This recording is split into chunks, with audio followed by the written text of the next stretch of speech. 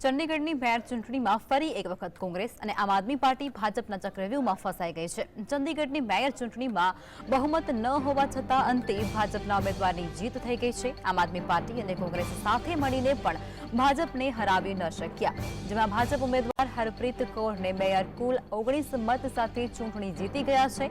આ ઉપરાંત આમ આદમી પાર્ટીના મેયર ઉમેદવાર પ્રેમલતાને 17 મત જ મળ્યા હતા, ત્યારે આમ આદમી પાર્ટીના 2 થી 3 કોર્પોરેટરે ક્રોસ વોટિંગ કર્યું હતું અને તેને કારણે ભાજપના ઉમેદવારની જીત થઈ હોવાનું પણ માનવામાં આવી રહ્યું છે। ચંડીગઢ નગરપાલિકામાં કુલ સંખ્યાબળ 35 છે।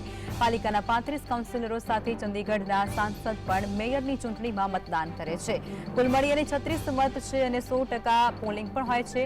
કોઈ મત રદ ન થાય તો ચૂંટણી જીતવા માટે 19 મતની જરૂર પડે છે। ગત વર્ષે મેયર ચૂંટણીમાં થયેલી ગડબડને જોતા સુપ્રીમ કોર્ટે પંજાબ અને હરિયાણા હાઈકોર્ટના સેવાનિવૃત્ત ન્યાયાધીશ જયશ્રી ઠાકુરને નિરીક્ષક તરીકે ત્યાં નિયુક્ત કર્યા છે, જે બાદ આજે તેમના નિરીક્ષણમાં ચૂંટણી યોજાઈ હતી। ભાજપને હરાવવા માટે આમ આદમી પાર્ટી અને કોંગ્રેસે ગઠબંધન કરી એક સાથે ચૂંટણી લડી હતી, પરંતુ કોંગ્રેસ અને આમ આદમી પાર્ટીના તમામ પ્રયત્નો બાદ પણ અંતે ભાજપના મેયર ઉમેદવારની જીત થઈ છે।